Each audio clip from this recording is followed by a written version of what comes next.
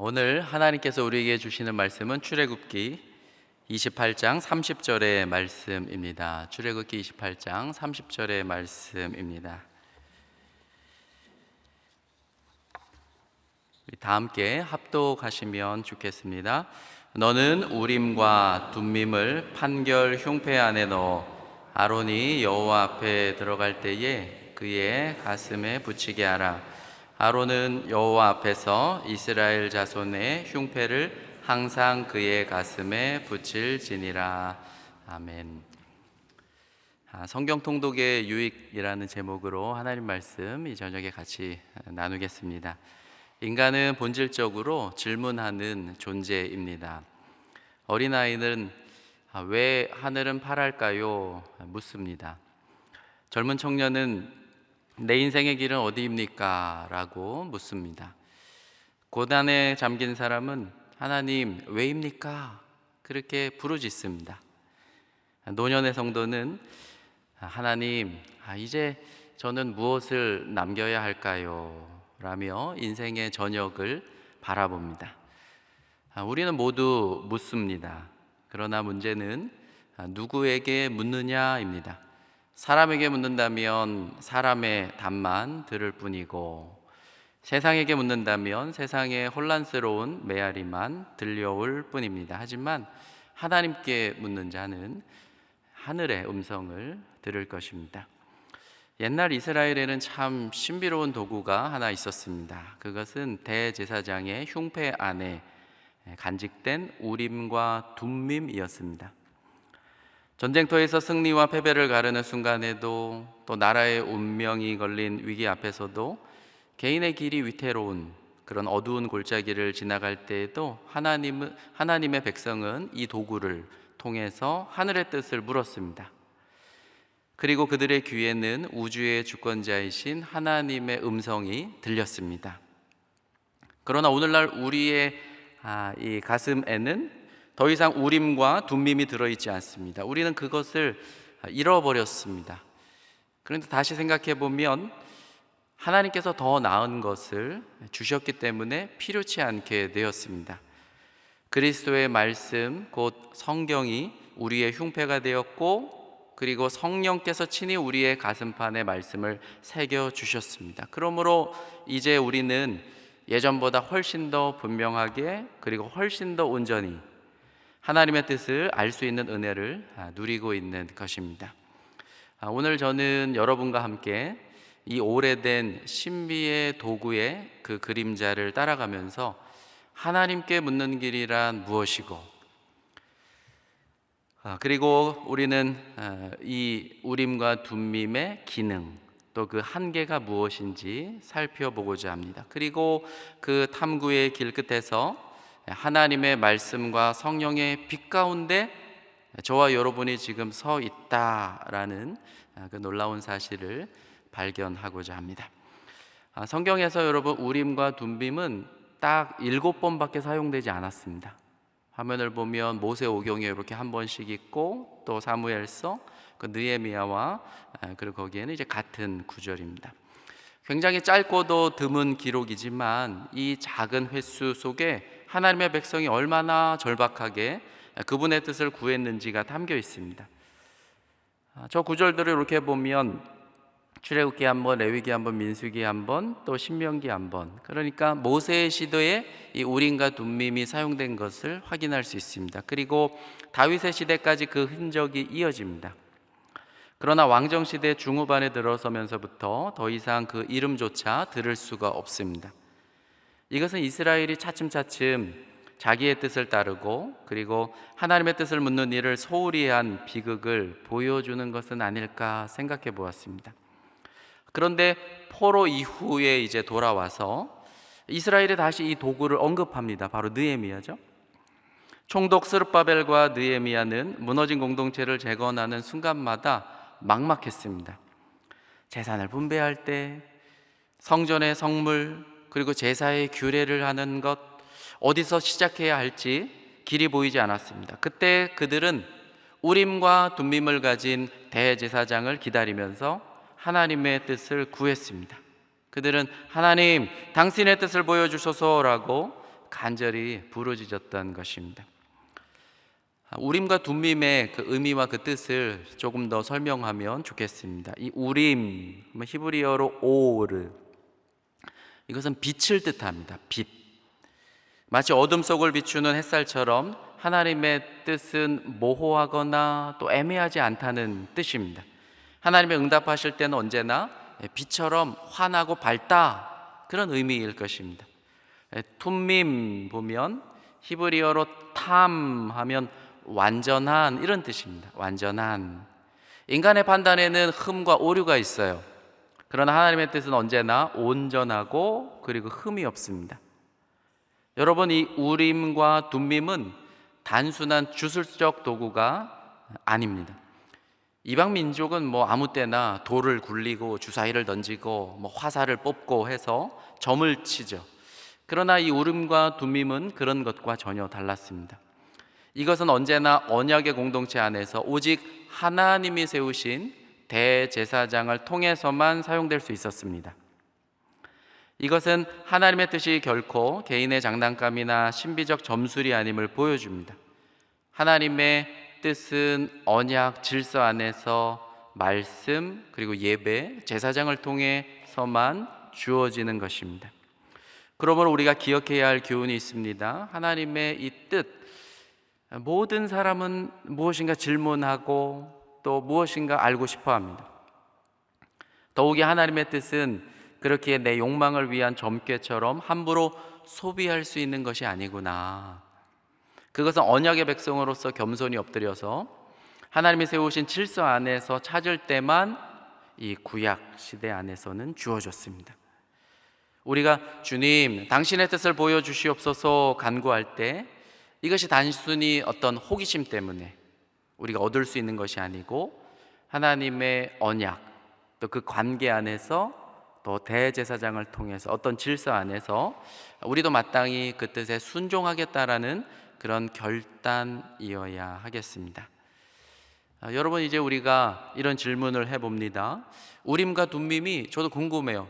이게 도대체 실제로 어떻게 사용하는 것일까? 이 사용 방법, 그리고 그 기능, 또 그 한계가 무엇일까 궁금합니다.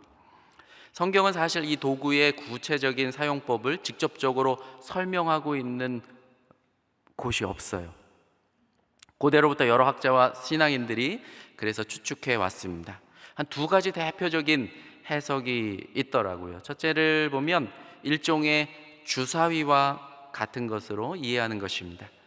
주사위처럼 우림과 둠밈을 대제사장이 이제 흉패에서 빼서 이렇게 던졌던 것 같아요. 주사위처럼 던져서 나온 결과에 따라서 이제 예 아니면 아니요, 이 답만 주어졌다라고 이해하는 것입니다. 그 대표적인 예가 사무엘상 14장 41절에서 우리가 어렴풋이 그 예를 한번 찾아볼 수 있습니다. 사울은 이 백성과 그리고 자기의 아들 요나단 사이에서 누가 정말 잘못을 저질렀는지를 알고 싶었습니다. 그래서 제사장에게 우림과 둠밈을 요청합니다. 뽑았는데 아마 우림이 나온 것 같아요. 그래서 결과가 분명히 나하고 이제 요나단에게 있다라고 알게 됩니다. 사무엘상 14장 41절을 여러분 보시면 이제 우리 개역 한글인데요. 이에 사울이 이스라엘의 하나님 여호와께 아뢰되 원하건대 실상을 보이소서 하였더니 요나단과 사울이 뽑히고 백성은 면한지라. 우리 개역성경은 이렇게 되어 있는데 70인역 또 공동 번역을 보면 사실 그 안에는 더 길게 삽입된 문장이 있습니다. 제가 한번 읽어봅니다. 사울이 이스라엘의 하나님 야훼께 아뢰었다. 오늘 소인에게 응답하지 않으시니 웬일이십니까? 이스라엘의 하나님 야훼여, 만일 그 허물이 저나 제 자식 요나단에게 있다면 우림이 나오게 하시고, 그 허물이 당신의 백성 이스라엘에게 있다면 둠밈이 나오게 하십시오. 그러자 여러분 누가 뽑혔습니까? 요나단과 사울이 걸리고 백성은 풀려났다. 이거 보니까 이제 우림이 뽑혔던 것 같습니다. 여러분, 이 누가 뭐가 뽑혔느냐가 이제 중요한 것은 아니고 주사위로 이해하는 것은 충분히 납득이 되는데, 그럼에도 불구하고 굉장히 매력적이지만 이 주사위처럼 이해하는 것은 한계가 있어 보입니다. 첫째는 예, 아니요로만 답을 듣는다는 것이죠. 이게 마치 흰돌, 검은돌처럼 그런 답을 듣는 게 너무 단순하고 이게 모든 것을 다 해결해 주지 않는다는 것입니다. 둘째는 만약에 첫 번째는 예가 나왔는데 대제사장이 한 번 더 던졌어요. 두 번째는 아니오가 나왔습니다. 그러면 혼란스러울 수밖에 없습니다. 불확정적인 대답인 것이죠. 또 셋째는 무엇보다도 성경 속 하나님의 응답은 단순히 예, 아니오를 넘어선 답을 준 예들도 많이 있었습니다. 예를 들어 사사기 1장을 보면 이스라엘 자손이 여호와께 묻죠.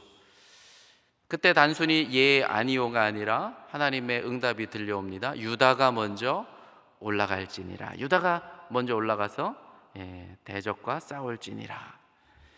다윗도 그래요. 여호와께 여쭙니다. 그때 단순히 올라가라, 예, 아니오의 응답이 아니라 헤브론으로 올라가라, 그런 명확한 지시를 받습니다.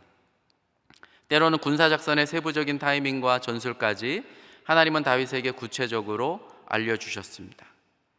그래서 다윗이 도망치는 그 과정 속에서 적군 뒤로 돌아가서 뽕나무 나무 맞은편에서 그들을 쳐라, 그죠? 세무적인 타이밍 또 전술까지도 하나님이 구체적으로 지시합니다. 여러분, 이것은 단순히 주사위 굴리기로 설명할 수 없는 응답이 아닙니까? 하나님은 결코 모호하게 말씀하시지 않고 그분의 백성이 가야 할 길을 분명하게 인도하셨습니다. 그래서 여러분, 또 다른 해석이 나왔습니다.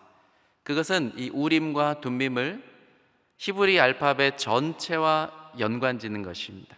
공교롭게도 이 우림은 히브리어의 첫 자음 알렙, 그리고 툼밈은 히브리어의 마지막 자음 타브였습니다. 그러니까 마치 헬라의 알파와 오메가처럼 처음과 끝을 다 아우르는 상징이었던 것이죠. 그래서 어떤 학자들은 대제사장이 이 글자들을 조합해서 하나님의 메시지를 읽어냈다 추측을 합니다. 알파벳 조합설이죠. 여러분, 이것도 굉장히 매력적이지만 어디까지나 추측일 뿐입니다. 조합이 이루어지지 않으면 이건 하나님이 침묵하시는 거야, 그렇게 이해하곤 했습니다. 여러분, 이 우림과 둠밈, 이것은 사실 지금까지도 여전히 우리에게는 수수께끼로 남아 있어요. 여러분 한번 연구해 보시면 좋겠습니다. 그러나 여기서 우리가 꼭 붙잡아야 할 교훈은 이것입니다. 우림과 둠밈이 어떤 방식으로 사용되었든 그 본질은 변하지 않습니다. 하나님은 살아계시며 언약의 하나님으로서 당신의 백성에게 때로는 예, 아니요 단순하게, 때로는 상세하게, 그러나 언제나 분명하고 완전하게 뜻을 밝히신다는 것입니다. 혹시 여러분들 기도하시지 않습니까? 기도하면서 이 주사위설처럼 하나님, 내가 기도하면 예, 아니요, 빨리 예, 아니요, 예, 아니요, 빨리 답하시오, 이렇게 답을 구하고 있지는 않으시죠? 예, 아니냐만 듣고 싶어하는 수준에 머물러 계시지는 않을 것입니다. 하나님은 우리가 단순한 점괘가 아니라 저는 이렇게 봐요. 삶 전체를 이끄시는 분명한 지시와 그리고 지혜를 구하기를 하나님 원하십니다. 여러분, 그 뜨거웠던 이번 여름 7월과 8월에 성경 통독이 있었어요. 많은 성도님들이 함께 하셨습니다. 어떤 분 보니까 이제 매년 참석하려고 7월 첫 주하고 8월 첫 주를 아예 비우시는 분도 계시더라고요.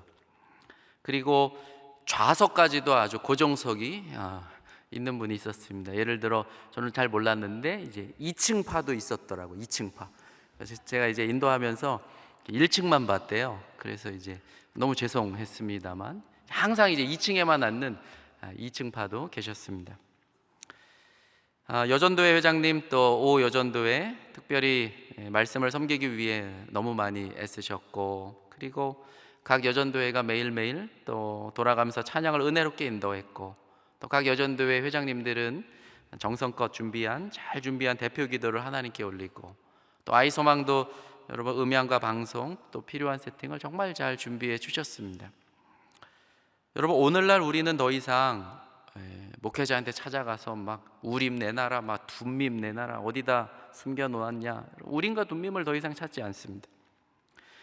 또 우림과 둠밈 주사위를 잃었다면서 또 우왕좌왕하지도 않습니다. 왜입니까? 하나님께서 우리에게 더 큰 보화를 주셨기 때문입니다. 그것은 정경으로 완성된 성경 전체, 그것이 곧 우리의 우림과 둠밈이기 때문입니다. 성경을 펼칠 때 우림처럼 빛이 비칩니다. 어둠이 걷히고 길이 환해집니다. 성경을 묵상할 때 둠밈처럼 길이 온전해집니다. 흠없고 완전한 하나님의 뜻이 드러납니다. 그리고 이 말씀을 붙잡을 때 예 혹은 아니오만이 아니고 살아계신 하나님께서 실제로 이 길로 가라, 이 사람을 만나라, 이 사역을 시작해라, 지금은 멈추어라, 친히 말씀을 하십니다. 그런 내적 감동을 주시는 것이죠. 저는 여기서 또한 중요한 교훈을 붙잡고자 합니다. 첫째는 하나님의 뜻은 이 우림과 둠밈이 그렇게 정확하게 우리에게 계시되지 않았는데, 하나님의 뜻은 언제나 관계적이라는 것입니다. 관계적. 하나님의 뜻을 내가 구하고 그 뜻을 또 묻고 기다리고 하는 이 과정 자체가 굉장히 관계적이구나. 하나님의 인도는 관계적입니다. 하나님 뜻은 언제나 기계적으로 주어지지 않습니다. 왜냐하면 하나님은 자유로우시기 때문입니다. 토큰처럼 우리가 막 성경을 던지면 무조건 반응이 나와야 하는 그런 점수의 책도 아닙니다. 본질은 돌이나 주사위 자체에 있는 것이 아니고, 그렇죠, 우리가 하나님께 묻고 또 기다리고 순종하는 태도입니다. 우리는 말씀을 통해 그분과 교제하며 묻고 기다리고 또 순종하는 삶을 배워야 합니다. 또 하나는 하나님의 침묵에도 메시지가 있다라는 것을 이걸 무시할 수가 없어요. 하나님이 응답하지 않으실 때도 있었어요. 이 우림과 둠밈조차 그랬습니다. 한 번은 우림, 또 한 번은 둠밈, 판정 불가와 같은 때도 대제사장은 있었던 것입니다. 그런데 생각해 보면 우리의 죄 때문에, 또 우리의 욕심 때문에, 혹은 하나님이 우리를 기다리게 하시기 위해서, 그러나 그 침묵은 버림이 아니죠. 그것은 우리의 삶을 견인해 가시는 하나님의 훈련입니다. 아버지가 자녀를 키우듯 하나님도 때로는 침묵을 통해서 우리의 신뢰를 자라게 하십니다. 분명한 것은 우림과 둠밈이 인간의 어둠 속에서 빛을 비추는 도구라는 사실입니다. 여러분, 우리의 삶에도 어둠이 있지 않습니까? 어떤 분은 답을 찾지 못하는 질문 앞에서, 미래를 알 수 없는 불안 앞에서, 벌벌 떨고 질병 앞에 사시나무처럼 생명줄이 오가는 그 기가 막힌 타이밍 앞에서, 어디로 가야 할지 모르는 갈림길에서, 여러분, 그때 우리는 하나님의 도구가 필요합니다. 하나님께 묻는 도구가 필요합니다. 오늘날 우리에게 그것은 바로 완전한 우림과 둠밈인 바로 계시된 말씀과 그리고 성령의 조명하심입니다. 말씀과 성령이 우리 안에 있습니다. 성령은 우리를 모든 진리 가운데로 인도하십니다. 그러므로 말씀과 성령 안에 거하는 자는 결코 사실 흑암 중에 방황할 수가 없습니다. 우리 로마서 15장 4절 말씀을 같이 함께 읽겠습니다. 무엇이든지 전에 기록된 바는 우리의 교훈을 위하여 기록된 것이니 우리로 하여금 인내로 또는 성경의 위로로 소망을 가지게 함이니라. 전에 기록된 바, 이것은 구약을 상징하겠죠. 신약의 말씀이기 때문에. 그리고 성경, 이것은 아마 신약을 상징할 것입니다. 이처럼 구약과 신약, 이것은 우리의 인생 전체의 빛이자 온전함입니다. 여러분, 이번 여름 통독을 하셨던 분들은 우리가 함께 걸었던 그 길은 단순한 독서가 아니었을 것입니다. 통독은 단순한 독서가 아니죠. 그것은 말씀의 거대한 강줄기, 그것을 따라 걷는 순례입니다. 창세기에 어쩌면 푸른 언덕, 새벽에 출발하여 광야를 거치고 선지자들의 불타는 경고를 듣고, 그리고 지혜서들의 정말 냉철한 인생론을 지나서 마침내 신약의 구속의 아침에 이르렀습니다. 이번 설교를 준비하면서 저 개인적으로도 성경을 통독하는 것이 도대체 어떤 유익이 있는가 생각해 보았어요. 그리고 짧게 한 3가지만 정리해 보았습니다. 첫째는 하나님의 구속사를 보게 합니다. 통독은 작은 조각들을 넘어서서 하나님의 큰 그림을 보게 합니다. 아브라함의 부르심, 그 기가 막힌 부르심, 출애굽의 해방의 그 놀라운 유월절의 사건, 다윗의 왕조의 그 위험천만한 그 위태로운 여정, 그리고 선지자들의 눈물, 그 모든 역사가 사실은 한 방향으로 여러분 흐르고 있지 않습니까? 곧 인류를 구원하시는 하나님의 구속사입니다. 그 중심은 언제나 예수 그리스도입니다. 성경의 모든 별빛은 새벽별이신 예수 그리스도를 가리킵니다. 두 번째는 통독은 우리의 신앙을 굳게 만들어줍니다. 신앙을 굳건히 세웁니다. 사실 성경은 거울과 같아요. 아브라함의 믿음이 나의 믿음을 일깨우고, 요셉의 인내가 우리의 억울함을 이기게 하고, 다윗의 회개가 우리의 눈물에 여러분 길을 새롭게 열어줍니다. 시편에서 우리는 눈물을 기도로 바꾸는 법을 배우고, 잠언은 우리의 일상의 지혜를 심어줍니다. 전도서는 허물을 넘어 영원을 보게 합니다.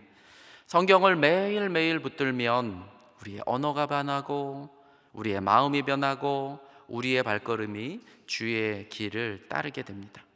그렇기 때문에 이 성경 한 장 한 장은 그냥 책장이 아닙니다. 살아있는 하나님의 음성입니다. 우린과 둠밈의 원리처럼 성경 읽기가 길을 환히 비추고 또 우리의 길을 온전케 하는 것이죠.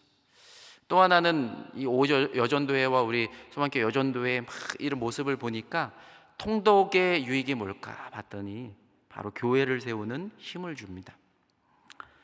여전도의 수고와 성도들의 헌신으로 함께한 통독은 우리 교회를 하나로 묶는 은혜의 끈이 되었습니다. 하나님의 말씀은 흩어진 영혼을 모으고 또 서로를 격려하고 또 교회를 굳게 세우는 반석이 됩니다. 이스라엘이 이 언약 아래 한 해가 되었듯이 우리도 성경 아래 한 해가 되는 것이죠. 이스라엘은 늘 그랬어요. 다 12지파가 모이면 그리심산에서 또는 에발산에서 또 어디는 세겜에서 또 어떤 높은 산에서 지파들이 다 모이면 말씀을 쭉 낭독하고 또 해석하고, 그렇게 이스라엘 공동체는 하나가 되었습니다. 여러분, 말씀을 정리합니다. 깊은 탄광에 들어가 본 사람은 알 것입니다. 그 속은 캄캄하여 단 한 치 앞도 보이지 않습니다. 그런데 손에 만약에 등불 하나가 있잖아요. 그러면 그 탄광의 저 끝은 보이지 않아요. 그런데 내 발걸음 한 치 앞은 여러분 밝히 비춰줍니다. 오늘 여러분의 인생이 캄캄합니까? 내일의 길이 두렵습니까? 가정의 문제, 또 자녀의 장래, 사업의 방향, 경제와 건강, 앞날의 모든 불안 때문에 밤잠을 이루지 못하십니까? 오늘 밤 성경을 펴십시오. 그 말씀 안에서 하나님께 물으십시오. 주의 말씀은 내 발의 등이요 내 길의 빛이니이다. 하나님의 말씀이 우리의 우림과 둠밈입니다. 그 말씀을 통해 빛을 주시고 또 완전함을 주시며 성령의 감동하심으로 우리를 인도하십니다. 말씀이 여러분에게 다시 말씀드리지만 내일 전부를 보여주지는 않아요. 그러나 오늘의 한 걸음을 비추기에는 충분합니다. 아마 그렇게 한 걸음 한 걸음 여러분 걷다 보면 마침내 우리는 빛나는 광명의 날 하나님의 영광 앞에 나아갈 수 있게 될 것입니다. 우린과 둠밈인 이 말씀을 더욱 사랑하시는 저와 여러분들 되시기를 간절히 축원합니다. 기도하겠습니다. 하나님, 오늘 우리의 마음에 우림과 둠밈을 두시고 말씀으로 우리의 길을 비추어 주셔서 감사드립니다. 한 걸음 한 걸음 또 한 걸음 한 걸음 주의 말씀 따라 걷게 하시고 마침내 주의 영광 앞에 서는 날까지 우리를 붙들어 주옵소서. 예수 그리스도의 이름으로 기도드립니다. 아멘.